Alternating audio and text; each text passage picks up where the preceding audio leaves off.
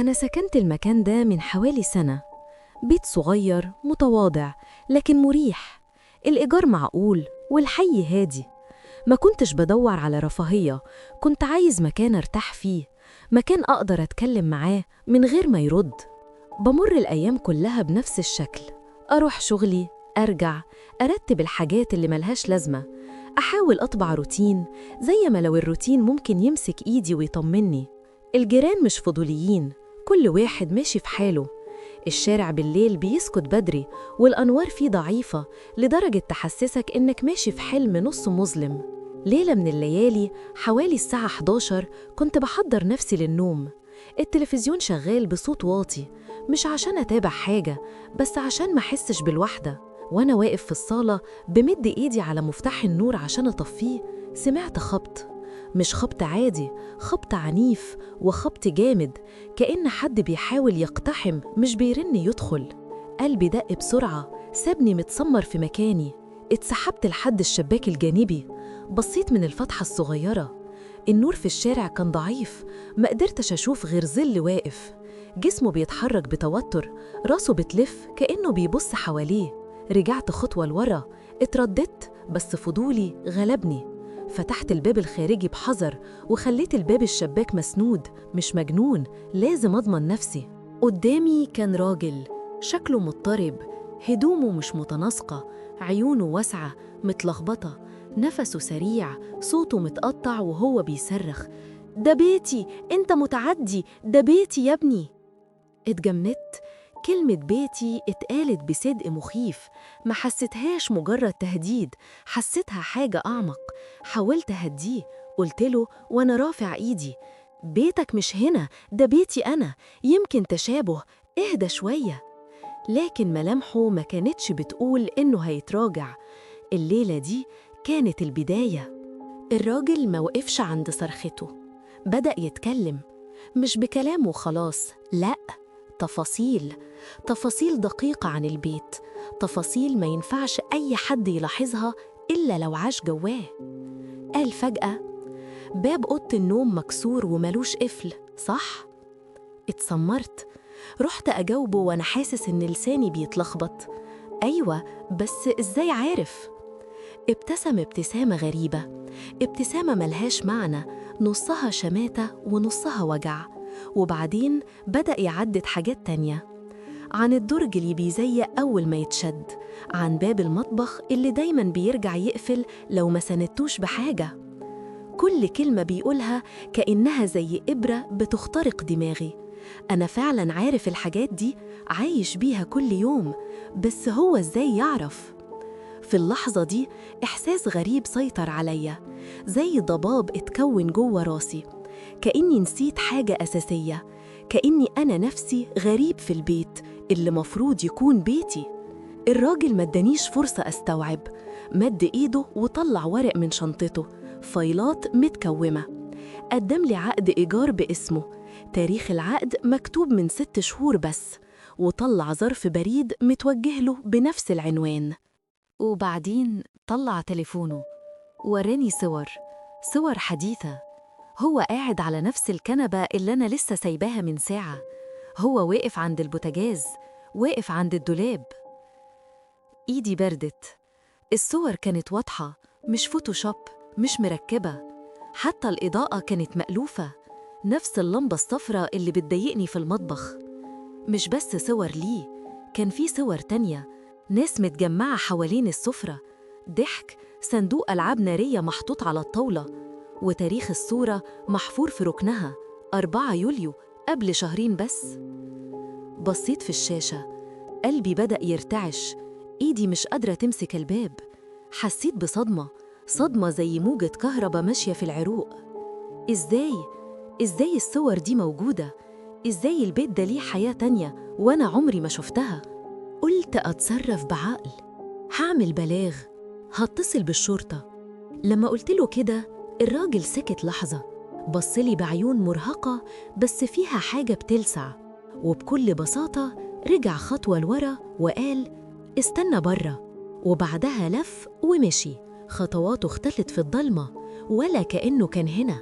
وقفت عند الباب وقت طويل، ووداني مش مصدقة إن الصوت راح. سحبت نفس عميق وحاولت أفكر، يمكن تزوير، يمكن بيحور. العقل لازم يمسك الأمور حتى لو القلب بيرتعش. اتصلت بالمالك، حكيت له، رد عليا باستغراب. مفيش حد بالشكل ده ساكن هنا قبل، ولا عندي سجل باسمه. كلمت كذا جار قديم، نفس الرد، ما شفناش حد بالوصف ده. رجعت للشرطة، الرد كان أغرب من اللي توقعت. ممكن يكون نصاب أو حد بيجرب يخوفك، ما تخليش ده يسيطر عليك، عيش حياتك. لكن إزاي أعيش حياتي؟ إحساس في صدري ما بيروحش، تقيل زي حجر بيتنفس جوه ضلوعي. كل مرة أقف في المطبخ يجي الإحساس ده، كأن في عينين بتراقبني من زاوية مظلمة. بحاول أقنع نفسي إنه خيال، بس الخيال ما بيسيبش أثر كده. كنت أصحى في نص الليل على صوت خفيف، صدى خطوات، مش جوه أوضة، مش جوه الممر، كأنه الصوت جاي من تحت الأرض أو من مكان قريب جدا ومفيش حد المفروض يكون فيه. مرات تانية كنت أشم ريحة دخان خفيفة، دخان سجاير، وأنا ما بدخنش، والبيت ما كانش فيه غيري. ومع كل ذكرى للصور اللي وراني إياها رجع لي نفس الإحساس، طعم مر على لساني وإيديا ترتعش كأنها مش بتاعتي. العقل يقول بيخدعك، الجسد يقول في حاجة غلط، والبيت نفسه ما بقاش سايبني أرتاح. مرت أسابيع، حاولت أرجع حياتي لطبيعتها ولو شكلياً، شغل، نوم، أكل، نفس الروتين اللي بيخليني أحس إني ماشي على أرض ثابتة. لكن في يوم رجعت من قعدة مع أصحابي ولقيت الكارثة، البيت مقلوب. مش زي سرقة عادية، لأ، دي كانت حاجة مختلفة. كل درج مفتوح، الدولاب مقلوب، الأرض مليانة ورق، هدوم، حاجات متبعترة، كأن حد كان بيدور على حاجة محددة. لكن الأغرب، الأجهزة الغالية لسه مكانها، اللابتوب، التلفزيون، السماعات، ولا حاجة اختفت. اللي اختفى كان أعمق، صور العيلة، أوراق طبية، مستندات خاصة. حتى الصور في الإطارات اتقصت، الورق نفسه راح والإطار فاضي كأنه بيتريق عليا. مفيش أثر كسر ولا شباك مفتوح، المعنى الوحيد حد معاه نسخة من مفتاحي، وحد عارف مواعيدي بالظبط، عارف إمتى أخرج وإمتى أرجع.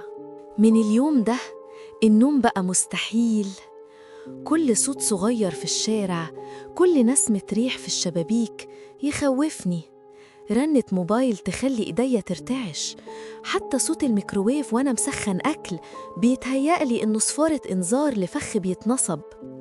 المالك حاول يساعد، غير الأقفال، ركب كاميرات صغيرة عند الباب وفي المدخل، قعد يطمني محدش يقدر يدخل تاني. لكن الكاميرات ما جابتش راحة، كل اللي ظهر ظلال، حركة سريعة بره الشباك وبعدين يختفي، ولا صورة واضحة ولا دليل. أنا بقيت مش عايش لوحدي، بقيت حاسس طول الوقت إن في حياة تانية بتتنفس جنبي، مش بيت واحد، لأ، عزال بيت تاني داخل بيتي، بيت مش شايفه بس هو شايفني. الشرطة ما لقيتش تفسير جامد. المالك عمل كل اللي يقدر يعمله، غير الأقفال، زود الكاميرات، حاول يطمني، وأنا استنزفت كل الطرق اللي في إيدي، لكن في الآخر ما كانش فيه إجابة واضحة. الخوف بقى رفيق مش عابر، قاعد معايا زي ظل ملتصق بالحيط. ساعات بسمع موسيقى خفيفة جاية من بعيد أو يمكن من جوه البيت نفسه. ساعات أفتح درج ولاقي مكان فاضي كأن صورة كانت فيه واتسحبت بهدوء. سؤال واحد ما بيسيبنيش، هل الراجل ده فعلا عاش هنا قبل، ولا كل اللي عمله كان مسرحية بس علشان يخوفني ويخطف حاجة أنا مش فاهمها؟ اللي متأكد منه دلوقتي، بيتك مش بيتك بس. لما بيتك يتعرض للسرقة ده مش شرط يكون عن طريق كسر باب، ممكن يبقى من معلومة صغيرة، اسم، تاريخ، صورة، ويكفي حد يلمس ده عشان يدخل جوه حياتك من غير ما تفتح له. أنا ماشي في الشارع دلوقتي وبشوف أشكال الوجوه، مرات بشوف تفاصيل شبه اللي في الصور، شكل قريب، لون قميص، ضحكة معينة. ممكن تكون صدفة وممكن تكون حاجة أكبر، بس قلبي مش راضي يسيبها تمر كده. ولو انت بتسمعني دلوقتي خد بالك، امسك مفاتيحك كويس، راجع مين يعرف عنك تفاصيل زيادة عن اللزوم، وخليك صاحي، لأن الحاجات دي ما بتجيش مرة واحدة.